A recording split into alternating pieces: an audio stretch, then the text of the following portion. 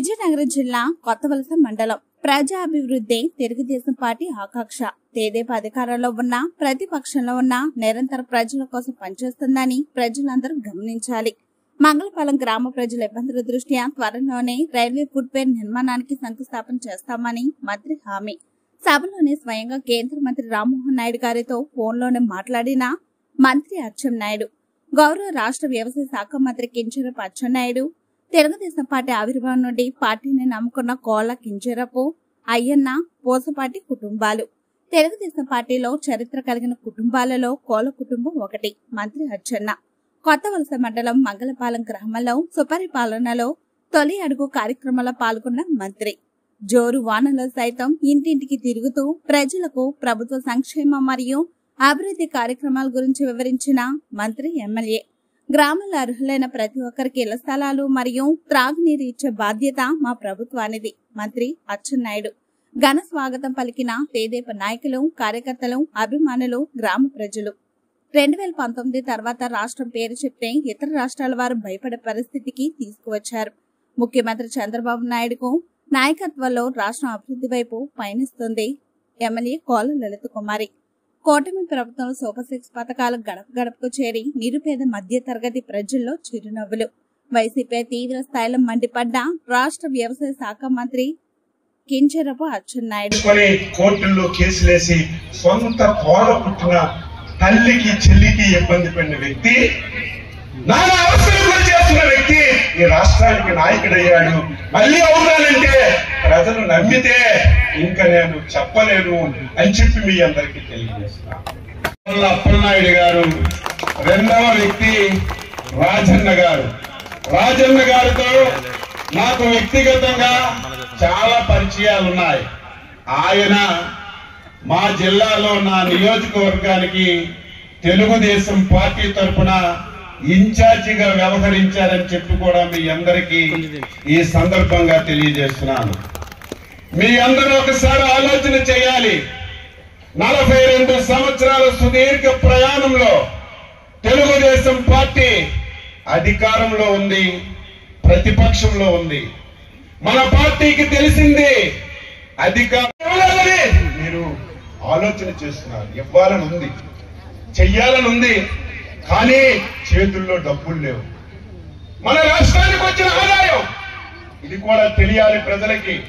మన రాష్ట్రానికి వచ్చిన ఆదాయం కేవలం ఉద్యోగస్తులకి జీతాలు, పింఛన్లు ఇవ్వడానికే సాలడం లేదనే విషయం మీరు అందరూ గమనంలోకి తీసుకోవాలి. ఇన్ని బాధలున్నా అన్ని సమస్యలు పరిష్కరిస్తాం. రేపు ఆగస్టు 15న మా ఆర్టీఆర్ఎస్ ఆఫీసర్లు అందరూ వచ్చారు. ఉచిత బస్సు ఒక జిల్లాకే ఇద్దామన్నారు. మొన్ననే లోకేష్ బాబు గారు నేను కలిస్తే, అన్న ఆఫీసర్స్ ఒక జిల్లాకే అంటున్నారు, ఏం చేద్దామంటే చాలా గొప్పది, రాష్ట్రంలో ఎక్కడికి వెళ్ళినా ఉచితం ఇద్దాం, పని లేకుండా మన ఆడ మనుషులు ఎక్కడికో ఉత్తొత్తుగా ఎవరు చేద్దామంటే లోకేష్ బాబు గారు ఆలోచించి ఆచరించారు. రేపు 15వ తారీఖున మహిళలు 5 రకాల బస్సుల్లో మీరు ఎక్కడికి వెళ్ళినా ఏం చేశాడని అడుగుతుంటే వీరికి ఏమవుతున్నవారు, దీనికి సమాధానం ప్రజలే వాళ్ళకి తిప్పికొట్టాలి, ప్రశ్నించాలని చెప్పి తెలియజేస్తున్నాను. ఈ నెలాఖరికి అన్నదాత సుఖీభవ 20,000 ఇస్తామని చెప్పారు. ఆయనలాగా మోసం చేయలేదు, 12,500 ఇస్తామన్నారు. అప్పటికి కేంద్ర ప్రభుత్వం పథకం లేదు. కేంద్ర ప్రభుత్వం పథకం పెడితే ఈయన 7,500 ఇచ్చి, మోడీ గారు 6,000 కలిపి 12,500 ఇచ్చారు. మేము అలాగే చెప్పలేదే, మమ్మల్ని గెలిపించండి, మేము 14,000, మోడీ గారు 6,000 కలిసి తల్లికి 20,000 ఇస్తామని చెప్పాం. ఈ నెలలోనే, ఈ నెలాఖరికే మోడీ గారు 2,000 ఇస్తే మనం 5,000 వేసి మొదట విడత 7,000 మీ అందరికీ అన్నదాత సుఖీభవ కింద డబ్బులు ఇస్తాం. 2వ విడత 7,000 ఇస్తాం. 3వ విడత 6,000 ఇచ్చి, ఇచ్చిన మాట ప్రకారం ఈ దేశంలో ఎవరో పథకాలు పెట్టనట్టుగా ఆయన ఒక్కడే అమలు చేసినట్టుగా అమ్మఒడి అమ్మఒడిని చెవులు కన్నాలైనట్టుగా మాట్లాడారు. అది కూడా మోసం. ఎన్నికల ముందు ఎంతమంది ఉంటే అంతమందికి ఇస్తానన్నారు. ఎన్నికలు అయిన తర్వాత ఒకరికే ఇచ్చారు. 5 సంవత్సరాలు 3 సంవత్సరాలే ఇచ్చారు. మేము ఏమమ్మా ఓట్లు వేయండి, ఎంతమంది పిల్లలుంటే అంతమందికి ఇస్తామంటే ఇది జరగదు, ఇది అమలు కాదని మీరు కూడా చాలా మంది నమ్మలేదు. చంద్రబాబు నాయుడు హామీ ఇచ్చాడంటే తల తీసుకుంటాడు కానీ హామీ నెరవేర్చే బాధ్యత తీసుకుంటాడు. నేను నమ్మలేదు. ఎంత డబ్బు ఎక్కడి నుంచి తెస్తాం ఆలోచన చేస్తాం. కానీ మొన్ననే లోకేష్ బాబు నాయకత్వంలో ఈ దేశంలో ఒకే రోజు ఒకే సంక్షేమ పథకానికి 8,700 కోట్లు తల్లికి వందనం కింద మీ అకౌంట్ లో డబ్బులు వేశాం. మీరు అందరి చేతుల్లో సెల్లుంటాయి. ఆంధ్రాకి రావాలంటే చీకొడుతున్నారు. వాళ్ళు చేసినట్టుగా మనము చేస్తే దానికి మార్గం లేదు. అందుకే మనం ఆ విధానంతో ముందుకెళ్ళడం లేదు. అలాగని చేతులు కట్టుకొని కూడా లేవు. తప్పు చేసిన వాడికి ఒక రోజు ఆలస్యమైనా చట్ట ప్రకారం శిక్ష చేసే కార్యక్రమం. మాట్లాడితే చంద్రబాబు నాయుడు అవినీతి గురించి మాట్లాడుతున్నారు. తెలుగుదేశం నాయకులు అవినీతి గురించి మాట్లాడుతున్నారు. 5 సంవత్సరాలు ఎంపీగా చంద్రబాబు నాయుడు మీద కేసు పెట్టాం. 53 రోజులు జైలు పెట్టాం. ఎక్కడైనా ఒక్క పైసా తీసుకున్నట్టుగా ఆధారం చూపించావా? కనీసం కేసు పెట్టి కోర్టులో ఛార్జ్ షీట్ కూడా వేసావా? అంటే కక్ష పెట్టి ఏదో ఒక తప్పుడు కేసు పెట్టావు. నా మీద పెట్టావు. 80 రోజులు జైల్లో పెట్టావు. ఆ కేసుకి అతి లేదు గతి లేదు. అచ్చెన్నాయుడికి జైల్లో పెట్టాలి, భయపెట్టాలి, పెట్టేసారు. మేము అలా కాదే. 1 సంవత్సరం నుంచి మీరు చూస్తున్నారు, కోపానికి భయపడిపోతున్నారు. అయినా చంద్రబాబు నాయుడు మీ మీద నమ్మకంతో, ఈసారి ప్రజల మీద విశ్వాసంతో ప్రతి ఒక్కరికి ఒక మాట ఇస్తున్నాడు. మీకేమీ భయం లేదు.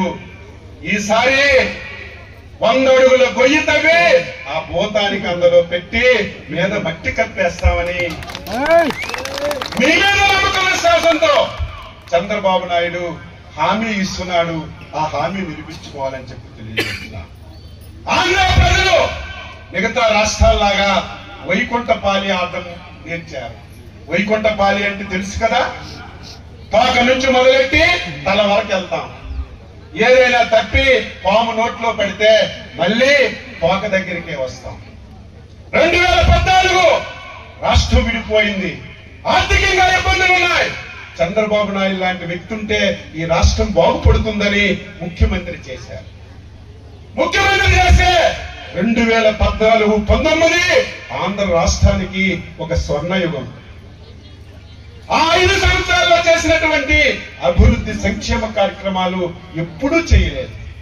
అయినా ఒక్క అవకాశం అని, తండ్రి లేడని ముద్దులెడితే వెంటనే ప్రభుత్వాన్ని మార్చేశారు. ఏమైంది? మళ్ళీ పాము నోట్లో పడినట్టుగా ఆంధ్ర రాష్ట్రం 25 సంవత్సరాలు వెనక్కి వెళ్ళిపోయింది.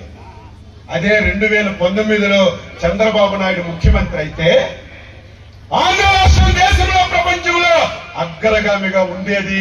ఆ విషయాన్ని ప్రజలు గమనించకపోతే ఎవరికి నష్టం? ఎమ్మెల్యేగా 4 సార్లు గెలిచింది. నేను 4 సార్లు గెలిచాను.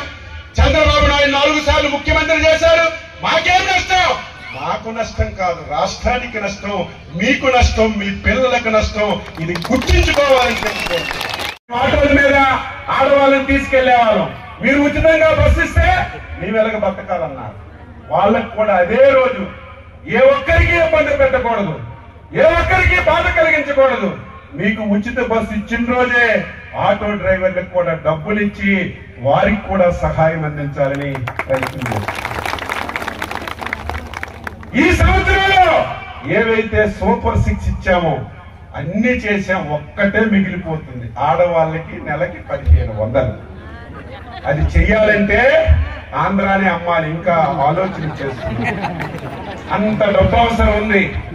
ఏమి చేయాలి, ఎలాగా పథకం అమలు చేయాలి ఆలోచన చేసి చంద్రబాబు నాయుడు గారు ముందుకెళ్తున్నారు.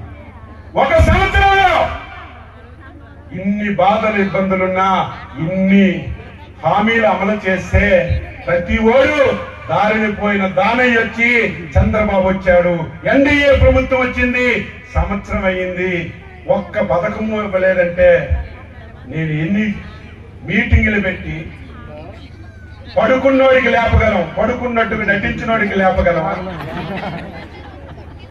అన్నీ తెలుసు.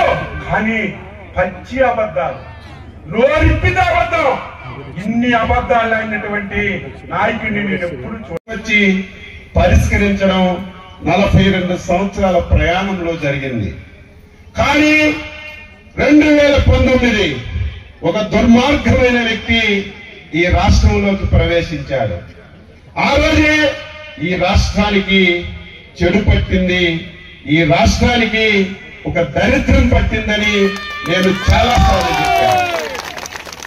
2019లో ప్రజలు ఆదరించారు, ముఖ్యమంత్రి అయ్యాడు, తప్పు పట్టడం లేదు. ముఖ్యమంత్రి అయితే రాష్ట్రాన్ని అభివృద్ధి చేయాలి, ప్రజల అభిమానాన్ని చూడాలి, ఈ రాష్ట్రంలో ఉన్నటువంటి అన్ని వర్గాలకి సేవ చేయాలి. కానీ దుర్మార్గుడని నేను ఎందుకన్నానంటే ఏదో కోపంతోనో విమర్శ చేయాలని కాదు. ఆయన ముఖ్యమంత్రి అయిన తర్వాత ఒక ఆశ పెట్టుకున్నాడు, ఈ రాష్ట్రానికి నేనే 30 సంవత్సరాలు ముఖ్యమంత్రిగా ఉండాలి, నేనే ఈ రాష్ట్రానికి ఏకచక్రాధిపత్యంగా ఉండాలి, ఈ రాష్ట్రంలో నా వైసీపీ పార్టీ తప్ప ఇంకొక రాజకీయ పార్టీ ఉండకూడదని మైండ్ లో పెట్టుకొని 5 సంవత్సరాలు పనిచేశారు. అందులో మనం పట్టవలసి మండలం పెద్ద విలేజ్, జనాభా వచ్చాను, అందరూ పెద్ద బహిరంగ సభ కూడా అవుతుంది. ఈ ఊరికి పెద్ద సమస్య ఏంటంటే ఒక 10 రోజుల ముందు రైల్వే వాళ్ళు అడ్డ గోడ కట్టిస్తారు. ఎవరు చెప్పినప్పుడు నువ్వు డిఆర్ఎం మీటింగ్ పెడితే నేను ఎమ్మెల్యే ఇలాంటి వస్తాం, వీళ్ళకి మనం రాజధాని తెచ్చినంత హ్యాపీ ఫీల్ అయిపోతాం.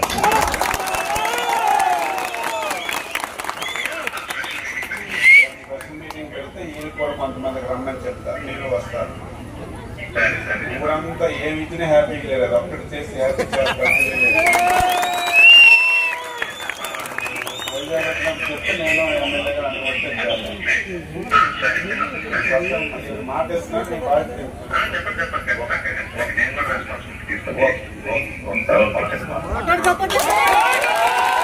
సంవత్సర కాలం ఎన్నికలై ఈనాడు సుపరిపాలన తొలి అడుగులో రాష్ట్రం అంతా కూడా అన్ని నియోజకవర్గాల్లో పర్యటిస్తూ మన జిల్లాలో మన నియోజకవర్గాలకు కూడా వచ్చి పర్యటించి ఆ నియోజకవర్గం, ఆ గ్రామం, ఆ ప్రతి ఇంటి ముంగిట వాళ్ళకి వాళ్ళ ప్రభుత్వం అందిస్తున్న పథకాలు వస్తున్నాయా లేదా, లేకపోతే ప్రభుత్వంలో ఏమైనా మా ద్వారా లోటుపాట్లు ఉంటే వాటిని తెలియపరచాలా, లేకపోతే ఆ గ్రామం యొక్క అభివృద్ధి సంక్షేమాల యొక్క ముఖ చిత్రం ఏంటి,